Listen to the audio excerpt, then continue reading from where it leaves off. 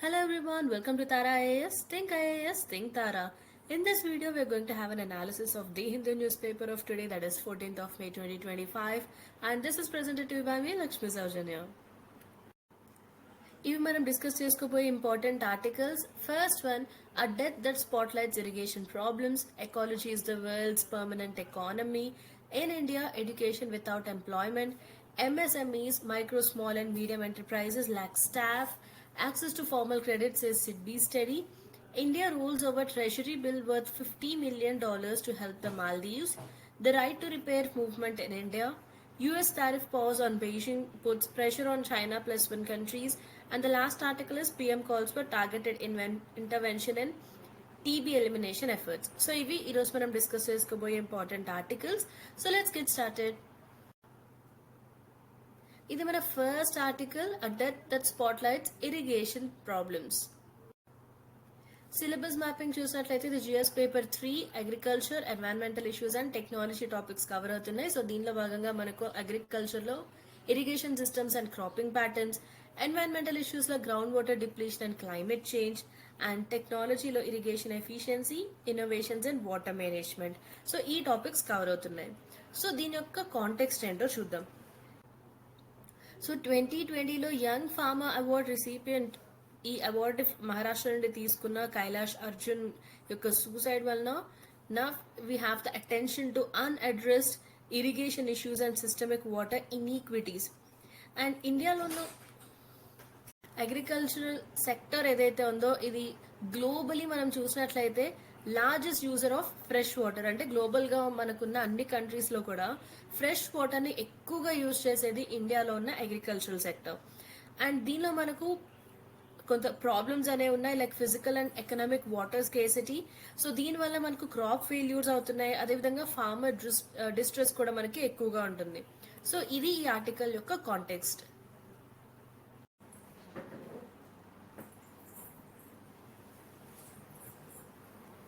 Now let's have a look at the types of irrigation methods in India. So మనం చూసాం గ్లోబల్గా fresh వాటర్ని ఎక్కువగా use చేసేది ఇండియాలోనే అగ్రికల్చరల్ సెక్టర్ అని. సో ఇండియాలో మనకి ఎటువంటి ఇరిగేషన్ మెథడ్స్ ఉన్నాయి? ఇండియాలో మనం చూసినట్లయితే different types of irrigation methods అనేవి యూజ్ చేయడం జరుగుతుంది. అండ్ దీని యొక్క క్లాసిఫికేషన్ చూసినట్లయితే ఒకటి surface water system and the second one is ground water based system. And వీటిని మనం రీజన్ స్పెసిఫిక్ అప్లికేషన్స్, ఒక్కొక్క రీజన్లో అక్కడ ఉన్న కండిషన్స్ని బట్టి మనం సర్ఫేస్ వాటర్ లేదా గ్రౌండ్ వాటర్ని యూజ్ చేయడం జరుగుతుంది. So what are these terms? Surface water based systems and ground water based system. అంటే surface water like rivers, lakes, ఇవన్నీ మనకు ఎర్త్ యొక్క సర్ఫేస్ పైన ఉండే వాటర్ రిసోర్సెస్. సో వీటిని మనం ఇరిగేషన్కి యూజ్ చేసినట్లయితే మనం సర్ఫేస్ వాటర్ ఇరిగేషన్ అంటాం. అదేవిధంగా మనం గ్రౌండ్ వాటర్ ఏదైతే ఉంటుందో అండర్ గ్రౌండ్లో ఉండే వాటర్ ఫ్లో, ఆ వాటర్ని బోర్వెల్స్ ద్వారా లేదా ఎనీ అదర్ మెథడ్ ద్వారా మనం యూజ్ చేసినట్లయితే దాన్ని మనం గ్రౌండ్ వాటర్ బేస్డ్ సిస్టమ్గా చెప్తాం. So coming to the surface water irrigation, దీనిలో మనకు అగైన్ క్లాసిఫికేషన్స్ ఉన్నాయి. So first one is canal irrigation. So ఈ టైప్ ఆఫ్ ఇరిగేషన్ మనం ఎక్కువగా నార్దర్న్ ప్లేన్స్లో చూస్తాం. అంటే మనకున్న పంజాబ్, హర్యానా అండ్ ఉత్తరప్రదేశ్ ఈ స్టేట్స్లో ఎక్కువగా కెనాల్ ఇరిగేషన్ యూజ్ చేయడం జరుగుతుంది. Try to remember these states. So ఏ స్టేట్స్లో ఎక్కువగా ఏ టైప్ ఆఫ్ ఇరిగేషన్ వాడుతున్నారు అనేది కూడా మనకి ఎగ్జామినేషన్ పాయింట్ ఆఫ్ వ్యూలో important. And government operated canals, they divert river water through the fields. So government operate చేసే ఈ కెనాల్స్ ఏవైతే ఉంటాయో ఇవి రివర్ వాటర్ని ఫీల్డ్స్ వరకు కూడా కెనాల్స్ ద్వారా డైవర్ట్ చేయడం జరుగుతుంది. సో ఫర్ ఎగ్జాంపుల్ ఇక్కడ ఒక రివర్ ఉన్నట్లయితే అండ్ ఇక్కడ మనకు ఒక ఫీల్డ్ ఉన్నట్లయితే త్రూ ఛానల్స్ ఈ వాటర్ని డైవర్ట్ చేసి ఫీల్డ్స్కి వీటిని తీసుకురావడం జరుగుతుంది. సో ఇక్కడ వీటిని యూజ్ చేసుకుంటారు, that is canal irrigation. And ఈ టైప్ ఆఫ్ ఇరిగేషన్ ఎక్కువగా మనకు నార్దర్న్ ప్లేన్స్లో చూడొచ్చు. సో దీంతో ఉన్న ఇష్యూ ఏంటంటే high water loss due to seepage and poor maintenance. So ఈ విధంగా మనం రివర్ వాటర్ని ఛానల్స్ ద్వారా డైవర్ట్ చేస్తున్నాం ఫీల్డ్స్ వరకు. సో ఇక్కడ మనకున్న డిసడ్వాంటేజ్ ఏంటంటే సీపేజ్ అనేది జరుగుతుంది. అంటే గ్రౌండ్ వాటర్లోకి కొంత వాటర్ అనేది మనకు సీపేజ్ అవుతుంది. దాంతోపాటుగా మనకి ఇంకొక ప్రాబ్లం ఉంది, అది ఎవాపరేషన్ ప్రాబ్లం. సో ఇది ఓపెన్గా ఫ్లో అవుతుంది కాబట్టి కొంతవరకు హై టెంపరేచర్ ఉన్న టైంలో ఇది ఎవాపరేట్ కూడా అవడం జరుగుతుంది. And poor maintenance. బట్ దీంతో మనకు కొన్ని అడ్వాంటేజెస్ కూడా ఉన్నాయి, like low cost alternative etcetera. Then coming to tank irrigation, ఇది ఎక్కువగా మనం పెనిన్సులార్ స్టేట్స్లో చూడొచ్చు, లైక్ తమిళనాడు అండ్ కర్ణాటక స్టేట్స్లో ఎక్కువగా ట్యాంక్ ఇరిగేషన్ని యూజ్ చేస్తారు. So what is this tank irrigation? So దీనిలో మనం రెయిన్ వాటర్ని కలెక్ట్ చేయడం జరుగుతుంది. సో ఈ రెయిన్ వాటర్ని ట్యాంక్స్లో కలెక్ట్ చేసి దీన్ని మనం ఇరిగేషన్కి యూజ్ చేస్తాం. That is the tank irrigation. And this is having a decline due to neglect and deforestation. So దీంతోనే ఇష్యూస్ ఇప్పుడు ఏంటంటే మనం ఫేస్ చేస్తున్న issues neglect and deforestation. And the third type is flood irrigation. So flood ఇరిగేషన్లో ఏంటంటే water is applied and allowed to flow freely over the field. So field అంతా కూడా almost మనం ఫ్లడింగ్ చేసినట్టు ఇరిగేట్ చేయడం జరుగుతుంది, రైట్? సో వాటర్ ఫ్రీగా field అంతా కూడా ఫ్లో అవుతుంది లైక్ ఫ్లడ్ వాటర్. సో దీంతోనే ఇష్యూస్ ఏంటంటే ఇది హైలీ ఇన్ఎఫిషియంట్ అండ్ దీనివల్ల వాటర్ లాగింగ్ జరుగుతుంది, అదేవిధంగా సాయిల్ సెలినైజేషన్ జరుగుతుంది. So this is about surface irrigation.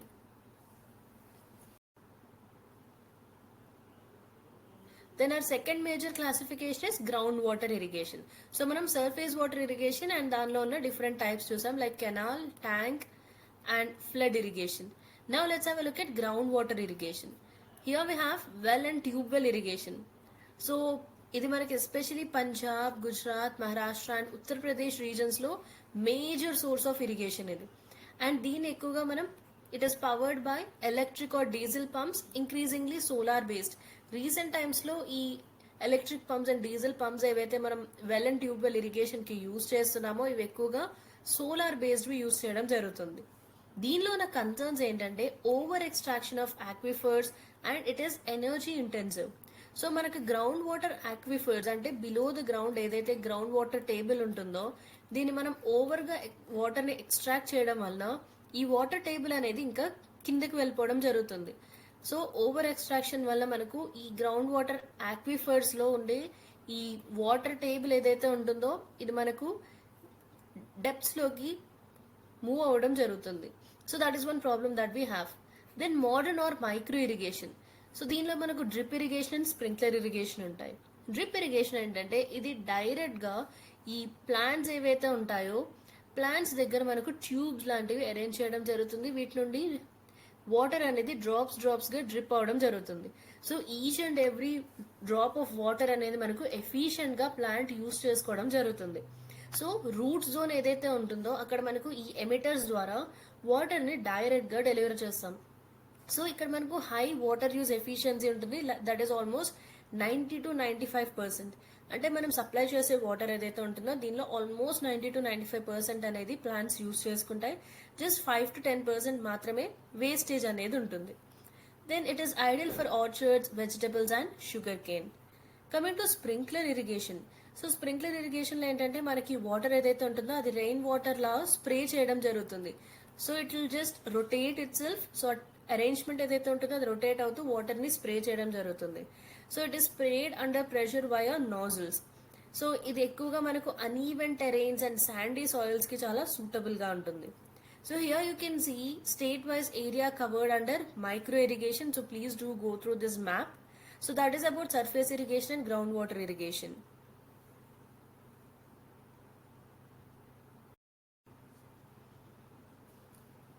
Now let's have a look at the disparities in access to irrigation.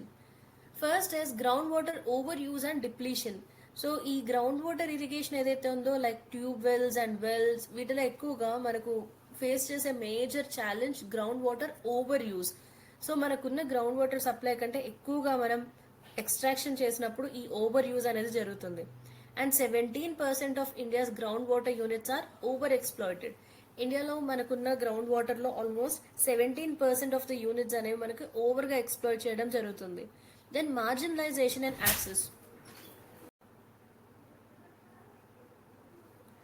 So in this access to irrigation we also face a problem of marginalization.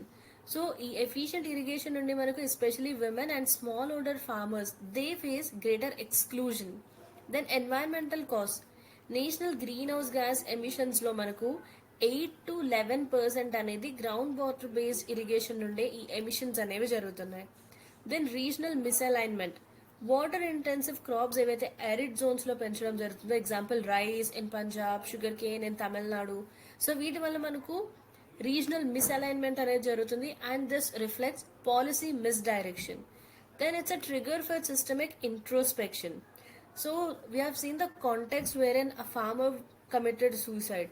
So ఇటువంటి ఒక progressive farmer యొక్క tragic death అనేది it underscores deeper rural distress due to irrigation neglect. So ఇప్పుడు మనం ఈ water governance లో ఉన్న institutional and policy bottlenecks ఏంటో చూద్దాం. First is unsustainable irrigation geography. So 36% of irrigation expansion occurred in water scarce zones. So water తక్కువగా ఉన్న areas లో మనకు ఈ ఇరిగేషన్ ఎక్స్పాన్షన్ అనేది జరిగింది రీసెంట్ టైమ్స్ లో, especially 36% of irrigation expansion. So for example మనం surface water irrigation or ground water irrigation ఏది తీసుకున్నా కూడా అక్కడ మనకు సోర్స్ ఆఫ్ వాటర్ లేకుండా ఇరిగేషన్ ఎక్స్పాన్షన్ చేసినట్లయితే మనకు it will become unsustainable, right? So ఆ విధంగా మనకు 36% ఆఫ్ ఇరిగేషన్ అనేది ఇటువంటి వాటర్ స్కేర్ జోన్స్ లో జరిగింది. దాంతోపాటుగా మనకు weak regulatory enforcement.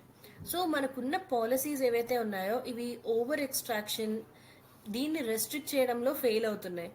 As well as it is not incentivising the efficiency. So ఎఫిషియెంట్గా ఎవరైతే యూస్ చేసుకుంటున్నారో వారిని మనం ఇన్సెంటివైజ్ చేయడం లేదు. అదేవిధంగా ఓవర్ ఎక్స్ట్రాక్షన్ చేసే వాళ్ళని కూడా మన పాలసీస్ రెస్ట్రిక్ట్ చేయడంలో ఫెయిల్ అవుతున్నాయి. సో ఈ విధంగా మన రెగ్యులేటరీ ఎన్ఫోర్స్మెంట్ ఏదైతే ఉందో అది వీక్గా ఉంది. దెన్ లో system efficiency. So 55% globally. So system efficiency regarding the irrigation ఇది మనకు గ్లోబల్గా చూసుకున్నట్లయితే ఇది 55% ఉంది, అండ్ ఇండియాలో ఇది కేవలం 38% ఉంది. So there is low system efficiency regarding irrigation. Then high energy footprint. Energy or irrigation driven energy use, it generates 45.3 to 62.3 mmd carbon dioxide per year. So ఈ విధంగా దీని యొక్క కార్బన్ డైఆక్సైడ్ ఫుట్ ప్రింట్ కూడా చాలా ఎక్కువగా ఉంది. Then technological exclusion, high cost and low awareness. It limits uptake of drip and solar irrigation among poor farmers. So మనకున్న ప్రస్తుతం ఉన్న ఇరిగేషన్ ఏదైతే ఉందో ఆ సోర్సెస్ నుండి మనం ఈ డ్రిప్ ఇరిగేషన్ లేదా సోలార్ ఇరిగేషన్ వైపు షిఫ్ట్ అవ్వడానికి ఎస్పెషలీ పువర్ ఫార్మర్స్కి హై కాస్ట్ వలన అదేవిధంగా లో అవేర్నెస్ వలన కూడా they are facing this problem of technological exclusion.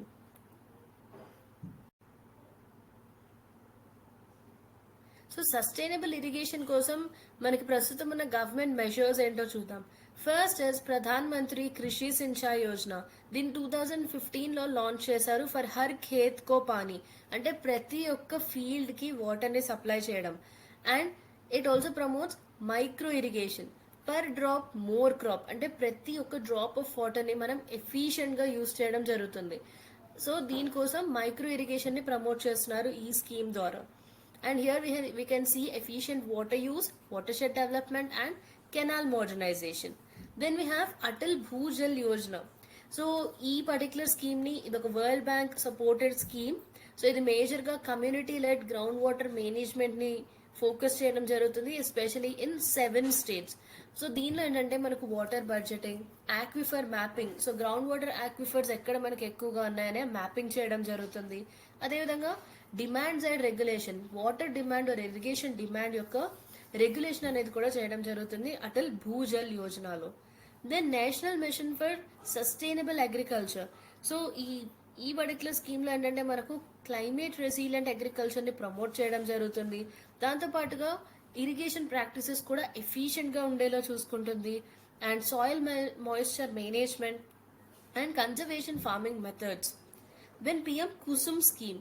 So దీనిలో మనకు సోలార్ పవర్డ్ ఇరిగేషన్ పంప్స్ యొక్క యూసేజ్ని ఎంకరేజ్ చేయడం జరుగుతుంది. సో దాట్ మనం ఇప్పటివరకు ఏదైతే కన్వెన్షనల్గా గ్రిడ్ ఆర్ డీజిల్ పైన డిపెండ్ అవుతున్నామో దాని నుండి సోలార్ పవర్ వైపు ఈ ఇరిగేషన్ పంప్స్ కోసం ఫార్మర్స్ షిఫ్ట్ అయ్యే విధంగా ఎంకరేజ్ చేయడం జరుగుతుంది. సో దాని ద్వారా మనకు ఇరిగేషన్లో సస్టైనబుల్ ఎనర్జీ అనేది ప్రమోట్ చేయొచ్చు. Then watershed development component. So దీనిలో మనకు rain water harvesting, check dams, farm ponds and ground water recharge. So వీటన్నిటిని ఎన్హాన్స్ చేయడం ద్వారా మనం డ్రాట్ రెసిలియన్స్ని పెంచవచ్చు. అంటే ఎప్పుడైనా మనకు డ్రాట్ కండిషన్స్ ఉన్నా కూడా దాన్ని తట్టుకునే విధంగా మనం ఈ విధమైన మెషర్స్ అనేవి తీసుకోవడం జరుగుతుంది. దెన్ జల్ శక్తి అభియాన్. ఇది ఒక mission mode campaign for water conservation, rain water harvesting and block level planning in water stressed areas. So ఇవి మనకు సస్టైనబుల్ ఇరిగేషన్ కోసం ప్రస్తుతం ఉన్న government schemes and other measures.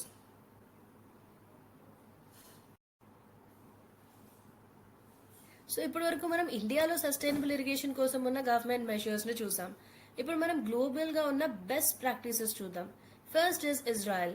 ఇజ్రాయెల్లో చూసినట్లయితే మనకు ప్రెసిషన్ ఇరిగేషన్ అనేది ఫాలో అవడం జరుగుతుంది. And drip irrigation and fertigation techniques లో ఇజ్రాయెల్ వరల్డ్ లీడర్ గా ఉంది. సో ఇక్కడ మనకు ఇజ్రాయెల్లో real time soil moisture sensors ని యూజ్ చేయడం జరుగుతుంది.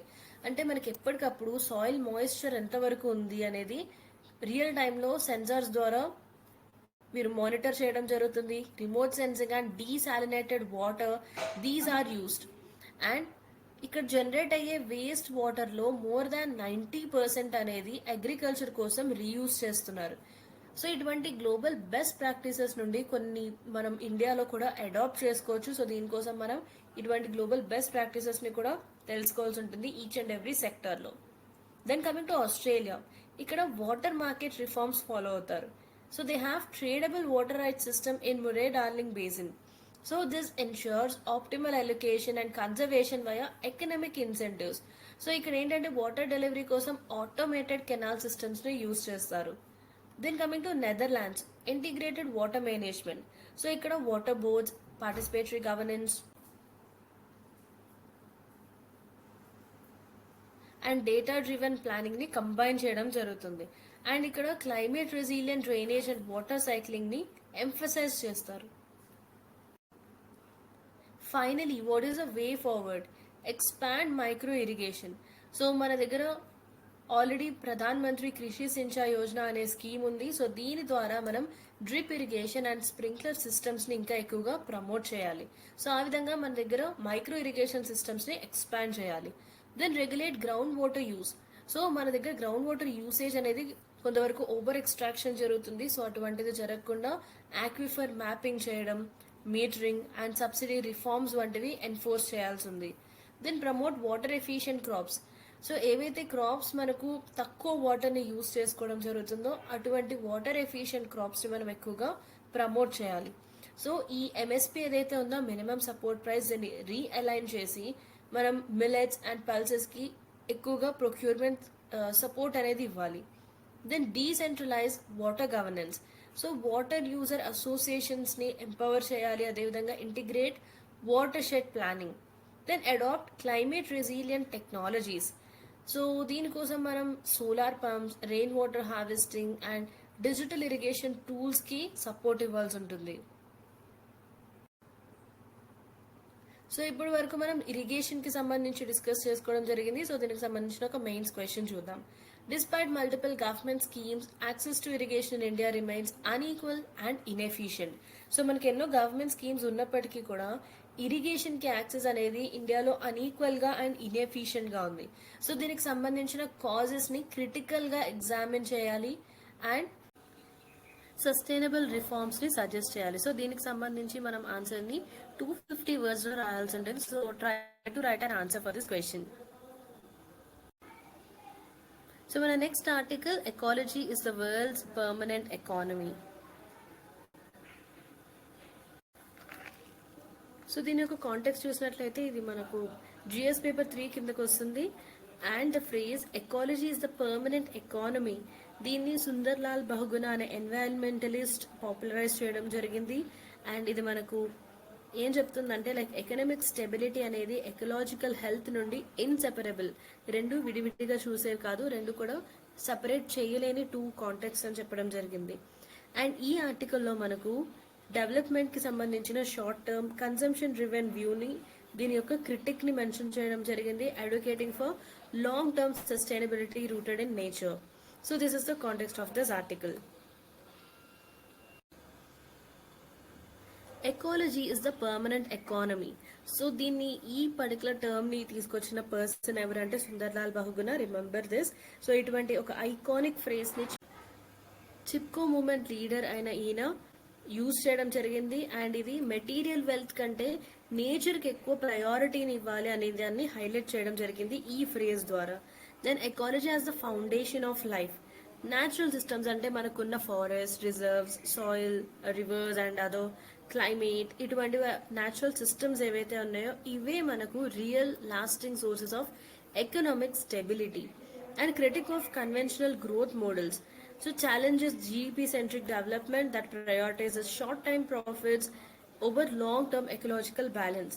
సో ఈ జీడిపి మీద మనం ఎక్కువగా కాన్సన్ట్రేట్ చేసి జీడిపి సెంట్రిక్ డెవలప్మెంట్ అయితే మనం ప్రయారిటైజ్ చేస్తున్నామో, సో దీనిలో ఎక్కువగా మనకు షార్ట్ టర్మ్ ప్రాఫిట్స్ అనేవి మన యొక్క ప్రయారిటీగా ఉంటాయి, రైట్? సో దీనికంటే మనకు లాంగ్ టర్మ్ లో ప్రాఫిట్ అయ్యే ఈ ఎకలాజికల్ బ్యాలెన్స్ ని పైన మనం ఎక్కువగా ఫోకస్ చేయాల్సి ఉంటుంది. Then sustainability as core economics. So he argues that true economic security lies in preserving nature, not exploiting it. So మనకుండే ట్రూ ఎకనామిక్ సెక్యూరిటీ ఎక్కడ ఉంటుందంటే నేచర్ని ప్రిజర్వ్ చేయడం ద్వారా, అంతేగాని దాన్ని ఎక్స్ప్లాయిట్ చేయడం ద్వారా కాదు.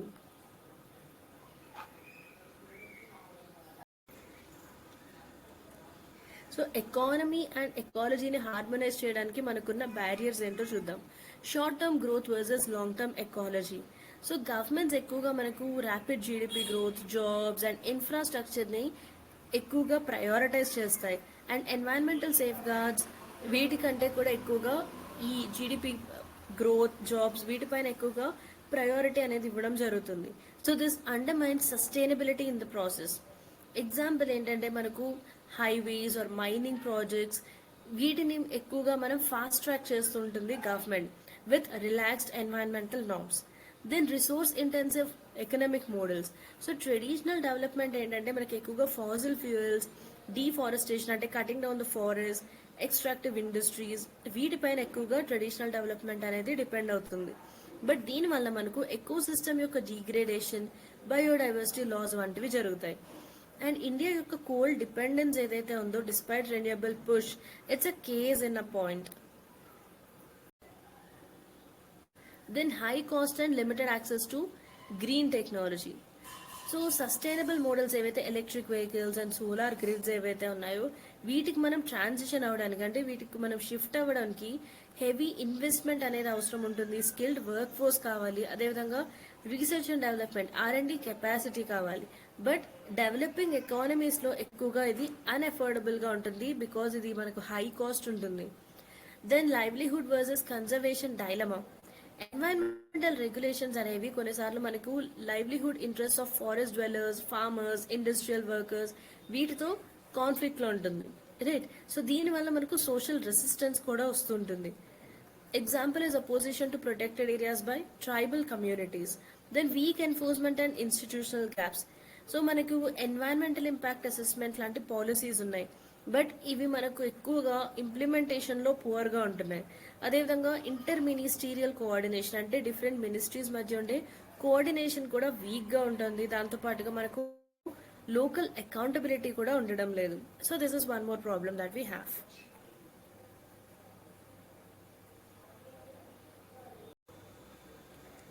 So finally, what is the way forward? 3 dimensions of sustainability అంటే social, environmental and economic aspects of development. So true sustainability మనం ఎప్పుడు చేయగలుగుతామంటే అది సోషలీ ఈక్విటబుల్గా ఉన్నప్పుడు, అంటే అందరికీ కూడా ఇది ఫేర్గా దాని యొక్క బెనిఫిట్స్ని పంచినప్పుడు. అండ్ ఎన్వైరన్మెంటలీ బేరబుల్, న్యాచురల్ రిసోర్సెస్ని ఇది ప్రొటెక్ట్ చేసినప్పుడు. అదేవిధంగా ఎకనామికలీ వయబుల్, అంటే ఇది గ్రోత్ని అదేవిధంగా లైవ్లీహుడ్ని కూడా సపోర్ట్ చేసినప్పుడు. Then we have this life, that is lifestyle for environment approach. So దీనిలో ఏంటంటే మనకు మైండ్ఫుల్ అండ్ ఎక్కువ ఫ్రెండ్లీ లివింగ్ని ప్రమోట్ చేయడం జరుగుతుంది. అండ్ ఇండివిజువల్ యొక్క డైలీ లైఫ్ స్టైల్ చాయిసెస్ ఏవైతే ఉంటాయో దానిలో మనం చాలా మైండ్ఫుల్గా, కాన్సన్ట్రేటెడ్గా, డెలిబరేట్గా వేస్ట్ని రెడ్యూస్ చేయడం, ఎనర్జీని సేవ్ చేయడం, తద్వారా ఎన్వైరన్మెంట్ని ప్రొటెక్ట్ చేయడం, ఇటువంటి వాటిని ఎంకరేజ్ చేయడం జరుగుతుంది. That is lifestyle for environment, that is life approach. Then mainstream ecological accounting, green జీడిపిని అడాప్ట్ చేసుకోవాల్సి ఉంటుంది. అదేవిధంగా natural capital accounting, so that we can measure real wealth and cost of environmental degradation. Then we have promote nature-based solutions. So ecosystem restoration, urban greening, wetlands and mangroves. వీటిలో మనం ఎక్కువగా invest చేయాల్సి ఉంటుంది so that we can tackle climate as well as livelihood challenges together. So ఈ విధమైన వాటిలో మనం invest చేసినట్లయితే క్లైమేట్ ఛాలెంజెస్ అదేవిధంగా లైవ్లీహుడ్ ఛాలెంజెస్ రెండింటిని కూడా కలిపి మనం ట్యాకిల్ చేయగలుగుతాం. Then embed sustainability and policy planning. Environmental or ecological impact assessment ఏదైతే ఉందో ఇది మనకు అన్ని సెక్టర్స్లో కూడా మ్యాండేటరీ లేదా కంపల్సరీ చేయాలి. Like sectors of agriculture, infrastructure and energy sectors. Then redesign education and behaviour.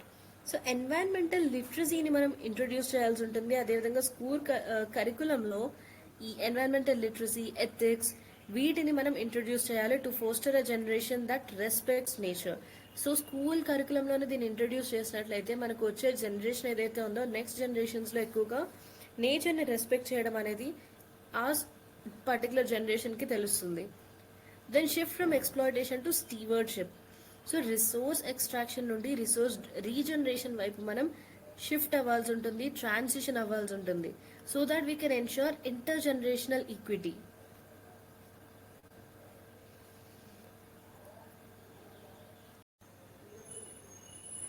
So దీనికి సంబంధించి గ్లోబల్ బెస్ట్ ప్రాక్టీసెస్ ఏమున్నాయో చూద్దాం. First is Costa Rica. ఇక్కడ మనకు పిఈఎస్ సిస్టమ్ అంటే payment for ecosystem services అనేవి ఫాలో అవుతారు.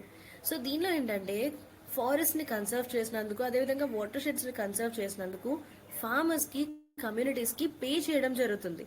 సో దీనివల్ల ఏం జరిగిందంటే అక్కడ ఆల్మోస్ట్ 50% అంటే హాఫ్ కంటే ఎక్కువ ఫారెస్ట్ కవర్ అనేది రిస్టోర్ అయింది. అండ్ అదేవిధంగా సస్టైనబుల్ ఎక్కువ టూరిజం కూడా బూస్ట్ అయింది. Then Bhutan gross national happiness.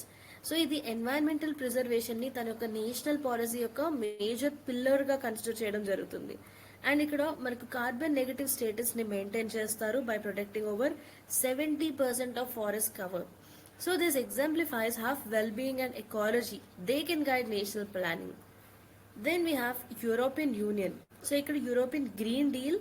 So దీనిలో భాగంగా ఏంటంటే మనకు 2050 వరకు నెట్ జీరో ఎమిషన్స్ని వీటి యొక్క ఆబ్జెక్టివ్గా పెట్టుకోవడం జరిగింది with massive investment in biodiversity, green infrastructure and sustainable farming. And దీనిలో మనకు ఎకనామిక్ పాలసీలో క్లైమేట్ అండ్ ఎకలాజికల్ గోల్స్ని ఇంటిగ్రేట్ చేయడం జరుగుతుంది.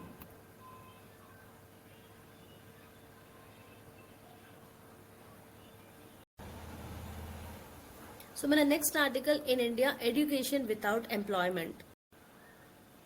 సో సిలబస్ మ్యాపింగ్ ఇది GS2 issues relating to education and human resource development and GS3 unemployment, demographic dividend and skill development కిందకు వస్తుంది. So ఈ article యొక్క కాంటెక్స్ట్ ఏంటంటే ఇది ఇండియా యొక్క నేషనల్ ఎడ్యుకేషన్ పాలసీ NEP 2020ని క్రిటిసైజ్ చేయడం జరిగింది and its disconnect with employability. So మనకు despite the claims of educational transformation through this Atal Tinkering Labs and NEP reforms and focus on equity, employability of graduates remains alarmingly low.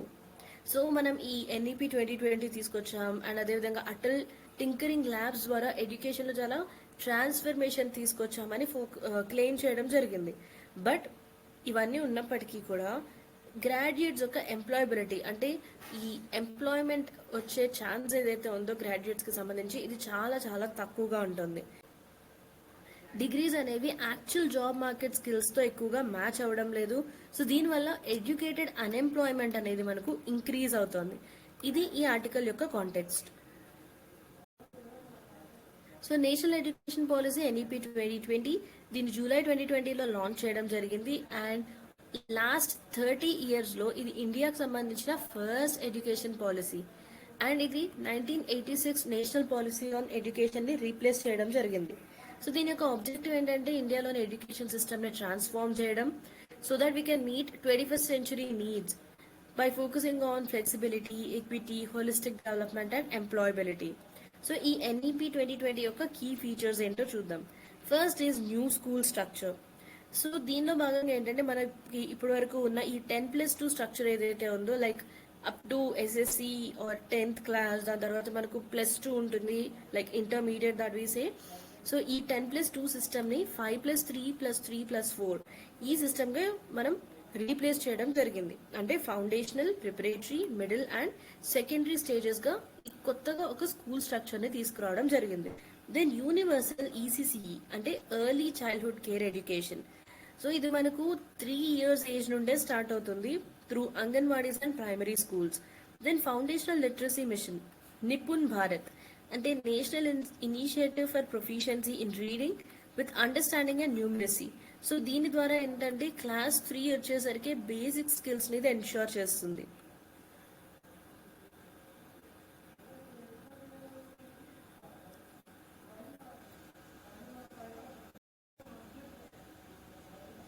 Then multidisciplinary higher education.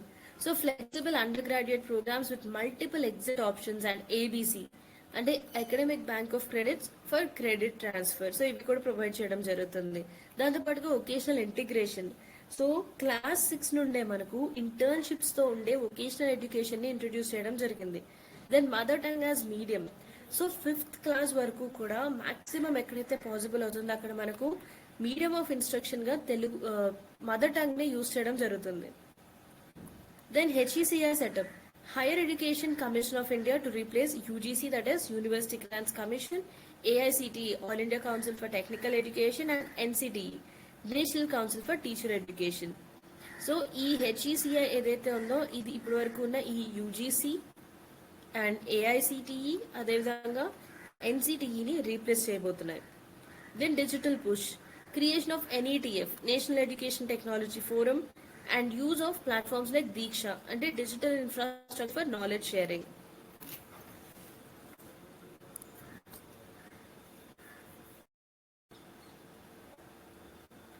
So why education employment gap matters? So ఎందుకు ఈ education employment మధ్య ఉన్న gap అనేది మనం important అని మనకి అనేది చూద్దాం. So first is demographic dividend, boon or bane. ఇండియాలో చూసినట్లయితే మనకు వరల్డ్లోనే లార్జెస్ట్ యూత్ పాపులేషన్ ఉంది. అండ్ ఈ ఎడ్యుకేటెడ్ అండ్ ఎంప్లాయిడ్ యూత్ని మనం ప్రొడక్టివ్గా యూజ్ చేసుకున్నట్లయితే ఈ డెమోగ్రఫీ అనేది మనకు ఒక వరంగా ఉంటుంది. It will be a boon. So దీనివల్ల మనకు గ్రోత్ పెరుగుతుంది, అదేవిధంగా ఇన్నోవేషన్ కూడా గ్రో అవుతుంది. బట్ మనకు గనక ఈ ఎడ్యుకేటెడ్ యూత్కి వారికి సరిపడా జాబ్ ఆపర్చునిటీస్ కనుక ప్రొవైడ్ చేయలేకపోయినట్లయితే ఈ డెమోగ్రఫీ ఏదైతే ఉందో ఇది మనకు ఒక బర్డెన్గా మారుతుంది. అండ్ దానివల్ల అన్రెస్ట్, బ్రెయిన్ డ్రెయిన్, అదేవిధంగా వేస్టెడ్ పొటెన్షియల్ అనేది జరుగుతుంది. Then NEP 2020 as a turning point. So it can be claimed to be an education renaissance, but it lacks clear pathways to employment unless implementation is industry aligned. So దీని యొక్క implementation అనేది ఇండస్ట్రీతో ప్రాపర్గా align చేయకపోయినట్లయితే ఇది మనకు ఎంప్లాయ్మెంట్కి సరైన పాత్ని create చేయదు. Then global education benchmarks. మనం ఇంటర్నేషనల్ సైటేషన్ మెట్రిక్స్లో చూసినప్పుడు ఇండియన్ యూనివర్సిటీస్ అనేవి కొంచెం పువర్గా స్కోర్ చేస్తున్నాయి despite some ranking improvements. Then technology driven disruption, artificial intelligence, robotics, quantum technology.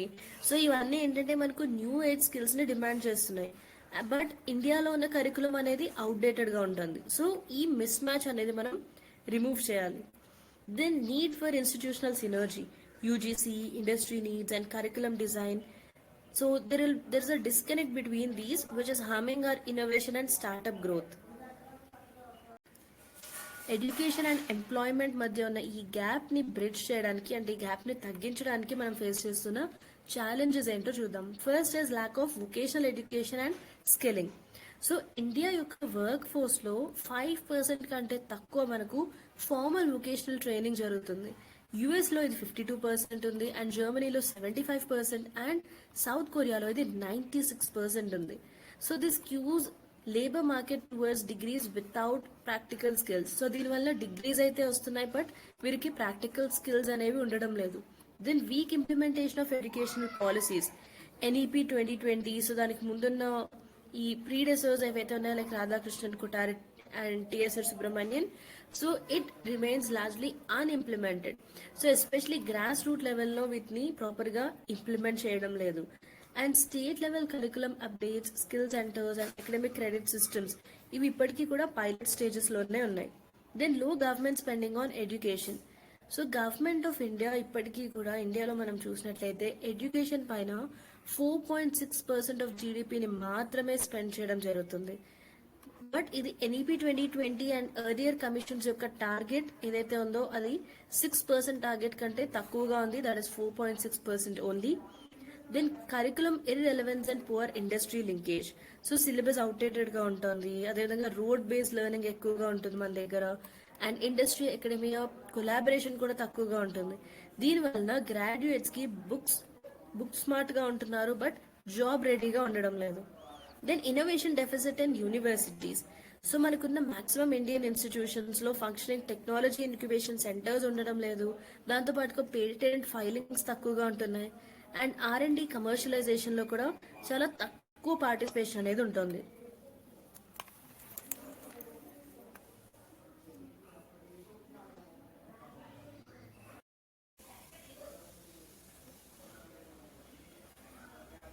So, what is the way forward? Bridging education with employability. So, mainstream vocational and skill education. So, NEP 2020 కింద vocational ట్రైనింగ్ని secondary లెవెల్లో మనం integrate చేయాలి, right? And skill India mission expand చేయాలి, దాంతోపాటుగా ITI modernisation, so that మనం local industry నీడ్స్తో దీన్ని align చేయొచ్చు. Then make employability a core outcome. University అక్రెడిటేషన్ని అండ్ ఫండింగ్ని మనం గ్రాడ్యుయేట్ ఎంప్లాయ్మెంట్ డేటాతో లింక్ చేయాలి. And encourage credit based internships, project based learning and soft skills training.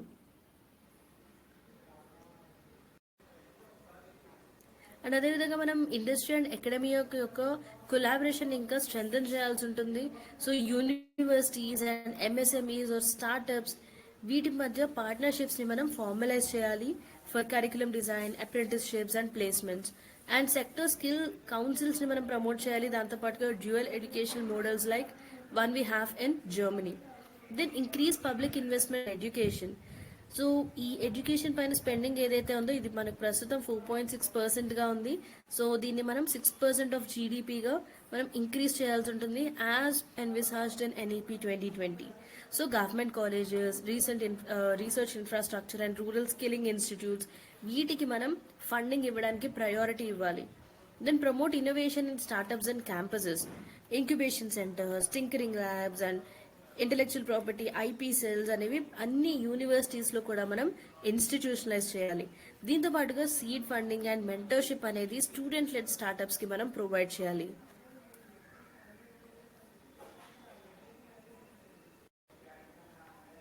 So our next article is MSMEs lack staff access to formal credit, says SIDBI study.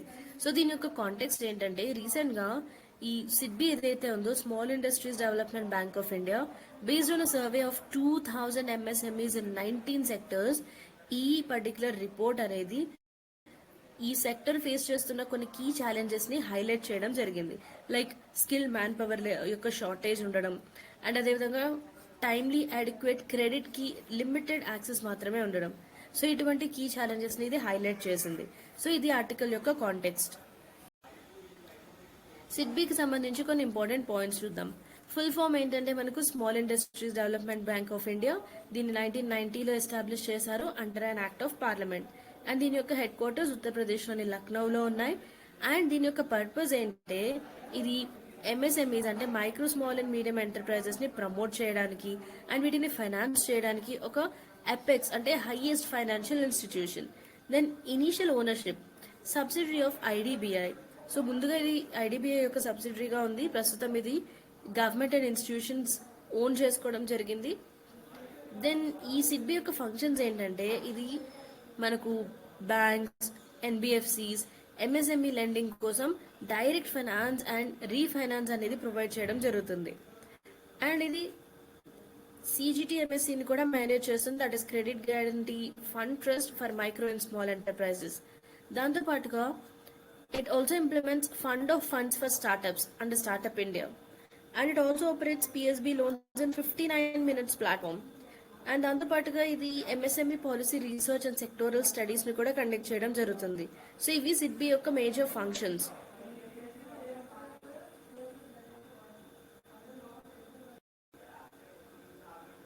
So what are the key outcomes of SIDBI study on MSMEs 2025? Credit access gap. So MSMEs ఏంటంటే almost 24% credit gap అనేది face చేస్తున్నాయి, equivalent to 30 lakh crore rupees. And ఈ gap అనేది మనకు service సెక్టర్లో చాలా ఎక్కువగా ఉంటుంది, that is 27%.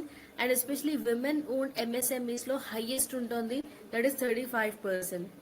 Then skill manpower shortage, 25% of MSMEస్లో మనకు స్కిల్ లేబర్ ఉండడం లేదు. So it's a major operational challenge. Then low informal borrowing in MSMEs. So informal sources నుండి బోరో చేసుకునే MSMEs కేవలం 2% మాత్రమే ఉన్నాయి. అండ్ మైక్రో ఎంటర్ప్రైజెస్లో 12% ఇన్ఫార్మల్గా బారో చేసుకుంటున్నా అండ్ స్మాల్ ఎంటర్ప్రైజెస్లో 3%. Then digital tools adoption. So ఎంఎస్ఎంఈస్లో 90% డిజిటల్ పేమెంట్స్ని యాక్సెప్ట్ చేస్తున్నాయి అండ్ కేవలం 18% మాత్రమే డిజిటల్ లెండింగ్ ప్లాట్ఫామ్స్ని యూజ్ చేస్తున్నాయి. So this indicates scope for growth in fintech inclusion. Then policy gaps despite reforms. So మనకి మల్టిపుల్ ఇనిషియేటివ్స్ ఉన్నప్పటికీ కూడా ఎంఎస్ఎంఈస్ ఇప్పటికీ timely and adequate formal credit అదేవిధంగా వర్క్ ఫోర్స్ కన్స్ట్రెయిన్స్ అనేవి ఫేస్ చేస్తున్నాయి. So next article is India rolls over treasury bill worth $50 million to help the Maldives. So దీని యొక్క context ఏంటంటే మాల్దీవ్స్ యొక్క ఎకనామిక్ స్టెబిలైజేషన్ కోసం ఇండియా ఈ విధంగా $50 million ట్రెషరీ బిల్స్ అనేవి రిలీజ్ చేయడం జరిగింది. సో రైట్ నా మాల్దీవ్స్ లో ఈ పబ్లిక్ డెట్ అనేది ఇంక్రీజ్ అయింది, అదేవిధంగా ఫిజికల్ డెఫిసిట్ కూడా ఎక్కువగా ఉంది. సో ఇటువంటి సిచ్యుయేషన్ లో మాల్దీవ్స్ యొక్క ఎకనామిక్ స్టెబిలైజేషన్ కోసం ఇండియా ఈ విధంగా ట్రెషరీ బిల్స్ ని రిలీజ్ చేయడం జరిగింది. సో ఇది government to government financial arrangement లో భాగంగా దీన్ని చేయడం జరిగింది. ఇది 2019 నుండి ఇటువంటి అరేంజ్మెంట్ అనేది ఉంది and this is administered through the State Bank of India. Remember this. So ఈ టీ బిల్స్ అంటే ఏంటి? What are these treasury bills? So T bills అంటే ఇవి short term money market instruments. వీటిని గవర్నమెంట్ ఆఫ్ ఇండియా ఇష్యూ చేయడం జరుగుతుంది. Especially ఏదైనా మనకు షార్ట్ టర్మ్ బారోయింగ్ నీడ్స్ ఉన్నప్పుడు ఇటువంటి టీ బిల్స్ ని రిలీజ్ చేస్తుంది. అండ్ ఇవి జీరో కూపన్ సెక్యూరిటీస్, అంటే ఇవి ఒక డిస్కౌంట్ లో వీటిని ఇష్యూ చేయడం జరుగుతుంది అండ్ ఫేస్ వాల్యూతోనే వీటిని రిడీమ్ చేసుకోవచ్చు. అండ్ దీన్ని 3 tenors లో ఇష్యూ చేయడం జరుగుతుంది. 91 days, 182 days and 364 days. Earlier there were questions on this. So దీనిపైన ఇంతకుముందు క్వశ్చన్స్ అడగడం జరిగింది ట్రెజరీ బిల్స్ పైన. సో ఇటువంటి బేసిక్స్ లో మనం స్ట్రాంగ్ గా ఉండాలి. దెన్ వీటిని మనకు RBI, government of India behalf లో ఆర్బీఐ వీటిని రిలీజ్ చేయడం జరుగుతుంది. అండ్ ఇది banks, mutual funds, insurance companies, corporations and individuals కి అవైలబుల్ గా ఉంటుంది. And these are freely tradable and eligible for inclusion in SLR, that is statutory liquidity ratio. And ఇవి risk free investment గా consider చేయడం జరుగుతుంది, ఎందుకంటే దీనికి గవర్నమెంట్ ఆఫ్ ఇండియా యొక్క సావరిన్ గ్యారంటీ అనేది ఉంటుంది. అండ్ దీంతో పాటు ఎటువంటి ఇంట్రెస్ట్ లేదా కూపన్ అనేది ఉండదు. అండ్ రిటర్న్స్ వచ్చేసి మనకు purchase price and face value యొక్క డిఫరెన్స్.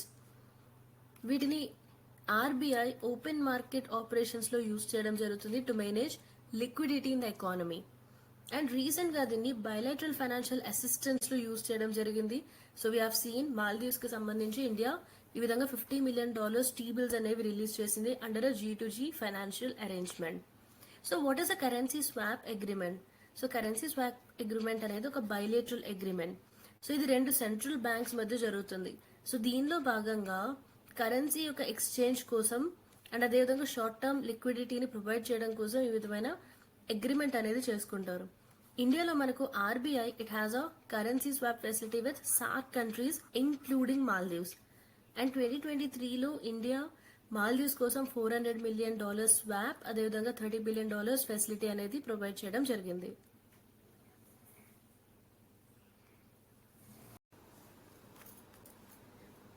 సో ఈ ట్రెషరీ బిల్స్ కి సంబంధించిన ఒక ప్రిలిమ్స్ క్వశ్చన్ చూద్దాం. With reference to T bills or treasury bills in India consider the following statements. And వీటిలో మనం కరెక్ట్ స్టేట్మెంట్స్ ని ఐడెంటిఫై చేయాల్సి ఉంటుంది. ఫస్ట్ స్టేట్మెంట్ ఏంటంటే టీ బిల్స్ అనేవి central government and state government రెండూ కూడా short term financial needs meet అవడానికి ఇష్యూ చేస్తాయని. సో ఇది రాంగ్ స్టేట్మెంట్. సెకండ్ స్టేట్మెంట్ ఏంటంటే ట్రెషరీ బిల్స్ అనేవి జీరో కూపన్ సెక్యూరిటీస్. వీటిని ఒక డిస్కౌంట్ లో ఇష్యూ చేయడం జరుగుతుంది అండ్ ఫేస్ వాల్యూలో రిడీమ్ చేస్తాం. So yes, it is a right statement.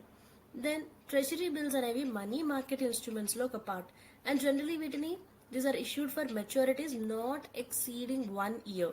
So general గా వీటిని 1 year ఎక్సీడ్ అవ్వకుండా ఇష్యూ చేయడం జరుగుతుంది. So this is also correct statement. So the correct answer is A, 2 and 3. So first statement ఎందుకు incorrect అంటే ఇది కేవలం సెంట్రల్ గవర్నమెంట్ మాత్రమే ఇష్యూ చేయడం జరుగుతుంది. స్టేట్ గవర్నమెంట్స్ ఇటువంటి టీ బిల్స్ ని ఇష్యూ చేయవు. So they issue state development loans, SDLs for long durations. మన next article the right to repair movement in India. So దీని యొక్క కాంటెక్స్ట్ ఏంటంటే department of consumer affairs framework on repairability index అనే report ని submit చేయడం జరిగింది for mobile and electronic products. So ఈ RI repairability index ఏంటంటే ఇది ప్రోడక్ట్స్ని ఎంత ఈజీగా రిపేర్ చేయగలం అనే దాన్ని బేస్ చేసుకుని స్కోర్ ఇవ్వడం జరుగుతుంది. So this factors in spare parts availability, software updates, cost and product design. So ఇది దీని యొక్క కాంటెక్స్ట్. సో ఈ రైట్ టు రిపేర్ అంటే ఏంటి? So consumers right to access information, parts and services to repair their purchase products. So consumers ఏదైతే ప్రోడక్ట్స్ని purchase చేస్తారో ఆ ప్రోడక్ట్స్కి సంబంధించిన రిపేర్కి సంబంధించిన ఇన్ఫర్మేషన్, పార్ట్స్ అండ్ సర్వీసెస్కి they'll have the right to access. Then it supports third-party repairs, device longevity, and consumer autonomy, and gaining traction globally, like EU and US, and now being considered in India. So already EU, US లాంటి places లో global ఇది existence లో ఉంది and ప్రస్తుతం ఇది ఇండియాలో కూడా consider చేయబడుతుంది. Then coming to the repairability index, it's a propose scoring system to rate electronic and mobile products on how easy they are to repair. So ఒక electrical product, electronic product or mobile ప్రోడక్ట్ని ఎంత ఈజీగా repair చేయొచ్చు అనే దాని ప్రకారం దీనికి scoring ఇవ్వడం జరుగుతుంది. సో అదేమన్నా రిపేరబిలిటీ ఇండెక్స్. సో దీని యొక్క పారామీటర్స్ ఏంటంటే స్పేర్ పార్ట్స్ అవైలబిలిటీ ఎంతవరకు ఉంది, సాఫ్ట్వేర్ అప్డేట్స్ ఎలా ఉన్నాయి, repair manuals, cost of repair, then design openness. So దీని యొక్క ఆబ్జెక్టివ్ ఏంటంటే సస్టైనబుల్ కన్సంప్షన్ ని ప్రమోట్ చేయడం, అదేవిధంగా ఈ వేస్ట్ ని రెడ్యూస్ చేయడం. సో నిన్నటి ఆర్టికల్లో మనం ఆల్రెడీ ఈ వేస్ట్ గురించి డిస్కస్ చేసుకున్నాం. If you have missed it, please do go through that video. So మన next article, US tariff pause on Beijing puts pressure on China +1 countries. So దీని యొక్క కాంటెక్స్ట్ ఏంటంటే యుఎస్ తన యొక్క హై రిటాలియేటరీ టారిఫ్స్ ఏవైతే Chinese imports పైన impose చేయడం జరిగిందో వాటికి ఒక పాజ్ ఇచ్చింది for 90 days. So there were tariffs up to 145%. So దీనికి రీసెంట్ గా పాజ్ ఇవ్వడం జరిగింది. So this development is prompting China +1 countries. China +1 countries అంటే మనకి examples are Vietnam, Mexico and India. So ఈ కంట్రీస్ అన్ని కూడా యుఎస్ తో వారి యొక్క ట్రేడ్ టర్మ్స్ అనేవి రీనెగోషియేట్ చేస్తున్నాయి so that they can retain their competitive edge. And global companies కూడా ఈ సప్లై చైన్స్ అనేవి they are diversifying away from China. And ఇది మనకు ప్రీవియస్ టారిఫ్స్ వల్ల ఈ విధమైన డెసిషన్ తీసుకోవడం జరిగింది. And now they are reassessing in light of a potential US China reset. So ఇది దీని యొక్క కాంటెక్స్ట్. సో ఈ చైనా +1 స్ట్రాటజీ అంటే ఏంటి? చైనా +1 స్ట్రాటజీ అంటే global supply chain diversification approach. So ఈ మల్టీనేషనల్ కంపెనీస్ ఏవైతే ఉన్నాయో ఇవి చైనా పైన ఉన్న ఓవర్ డిపెండెన్స్ ని రెడ్యూస్ చేసుకోవడానికి తీసుకున్న ఒక అప్రోచ్ ఇది. So this is by adding 1 or more alternative manufacturing basis. So China పైన తమకున్న ఈ ఓవర్ డిపెండెన్స్ ని తగ్గించుకోవడం కోసం 1 or more alternative manufacturing bases ని యాడ్ చేయడం జరిగింది. అదే చైనా +1 స్ట్రాటజీ. ఇది ఒక ఫార్మల్ గ్రూపింగ్ లేదా అలయన్స్ కాదు, బట్ ఇది ఒక స్ట్రాటజిక్ ఎకనామిక్ ట్రెండ్. దీన్ని ఇండస్ట్రీస్ ఫాలో అవడం జరిగింది అండ్ దీన్ని నేషనల్ ట్రేడ్ పాలసీస్ కూడా సపోర్ట్ చేయడం జరిగింది. ఈ విధమైన ఒక స్ట్రాటజీని ఎందుకు డెవలప్ చేశారు? Why was it develop? Rising labour cost in China. So China ఇప్పుడు చీపెస్ట్ మ్యానుఫ్యాక్చరింగ్ హబ్ అయితే కాదు, it is no longer the cheapest manufacturing hub. And then trade tensions with the US. So US China trade war లో ఈ high tariffs ఏవైతే impose చేయడం జరిగిందో వీటి వలన కంపెనీస్ వారి యొక్క ప్రొడక్షన్ ని రీలొకేట్ చేయడం జరిగింది. Then COVID-19 supply chain disruptions. So COVID-19 వచ్చినప్పుడు ఈ సప్లై చైన్స్ అనేవి డిస్టర్బ్ అయ్యాయి and it expose the risk of concentration in one country. So ఒకటే కంట్రీలో వారి యొక్క మ్యానుఫ్యాక్చరింగ్ అంతా కూడా కాన్సన్ట్రేట్ చేసినట్లయితే ఏ విధంగా సప్లై చైన్స్ అనేవి డిస్టర్బ్ అవుతాయి లేదా డిస్టర్బ్ అవుతాయి అనేది ఆ రిస్క్స్ అనేవి తెలిసాయి మనకు COVID-19 టైంలో. Then geopolitical risks, over reliance on China, అంటే చైనా పైన ఎక్కువగా డిపెండ్ అవడం వలన టెక్, ఫార్మా అండ్ ఎలక్ట్రానిక్స్ లాంటి సెక్టర్స్ లో వల్నరబిలిటీస్ అనేవి ఇంక్రీజ్ అయ్యాయి. Then key countries adapting China +1, Vietnam, India, Mexico, Indonesia, Thailand, Bangladesh, Malaysia. So ఈ కంట్రీస్ అన్ని కూడా ఫారిన్ ఇన్వెస్ట్మెంట్స్ ని ఇన్సెంటివైజ్ చేస్తున్నాయి. ఏ విధంగా అంటే ట్యాక్స్ బ్రేక్స్ ఇవ్వడం, land reforms, free trade agreements, FTAs and infrastructure upgrades.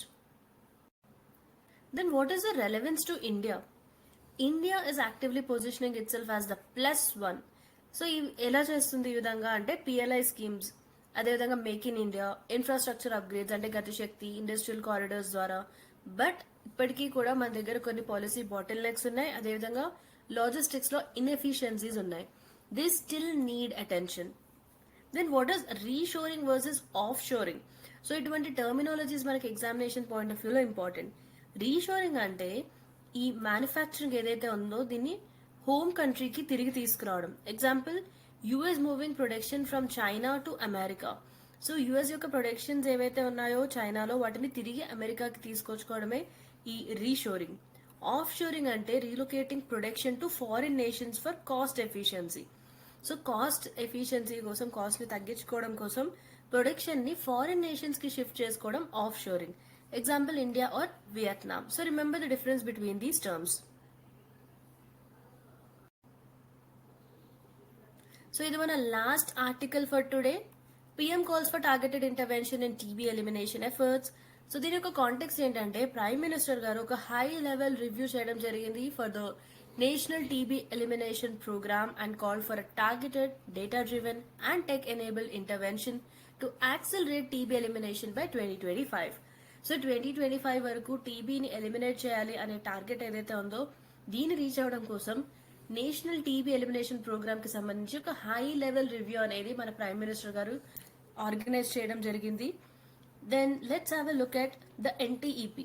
So ఇది ఒక centrally sponsored scheme under ministry of health and family welfare.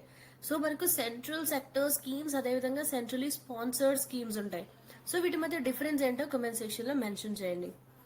So దీని యొక్క ఆబ్జెక్టివ్ ఏంటంటే 2025 ఇయర్ వరకు ట్యూబర్క్యులోసిస్ ని ఇండియా నుండి ఎలిమినేట్ చేయడం. సో ఎస్డిజి టార్గెట్ ఏంటంటే మనకు 2030, దానికంటే ముందుగానే 2025 లోనే టీబీని ఎలిమినేట్ చేయాలనేది ఇండియా యొక్క టార్గెట్. సో దీన్ని ఇంతకు ముందు మనం RNTCP అని పిలిచేవాళ్ళం, that is revised national tuberculosis control programme. Then Nikshay Mitra. So volunteers or donors who adopt TB patients to provide support, nutrition and digital engagement under Nikshay Poshan Yojana. So ఇది community support framework లో ఒక part and it is to boost treatment adherence and social support. Then Global TB Report 2024 by WHO, World Health Organization. So ఈ report యొక్క highlights ఏంటంటే there is 18% reduction in India's TB incidence. So మనం 2015 to 23 మధ్య ఉన్న data చూసినట్లయితే ఇండియాలోని TB incidence అనేది 18% reduce అయింది. అండ్ టీబీ యొక్క మోర్టాలిటీ అంటే ట్యూబర్క్యులోసిస్ వల్ల ఏదైతే డెత్స్ జరుగుతాయో వాటిలో 21% రిడక్షన్ అనేది జరిగింది. అండ్ ట్రీట్మెంట్ కవరేజ్ 85% కి ఇంప్రూవ్ అయింది. సో ఈ హైలైట్స్ మనకి ఎగ్జామినేషన్ పాయింట్ ఆఫ్ వ్యూలో important. Try to remember this. And mains answers లో కూడా మీరు వీటిని ఈ డేటాని మెన్షన్ చేయొచ్చు. And India's progress is twice as fast as the global average. So global average development మనం చూసినట్లయితే టీబీకి సంబంధించి ఇండియాలోని ప్రోగ్రెస్ అనేది డబుల్ ఫాస్ట్ గా ఉంది. So that is about the important articles of today. So hope you have liked this video. So please do like, share and subscribe to our channel for more interesting content for UPSC. Thank you so much for watching this session. Bye bye.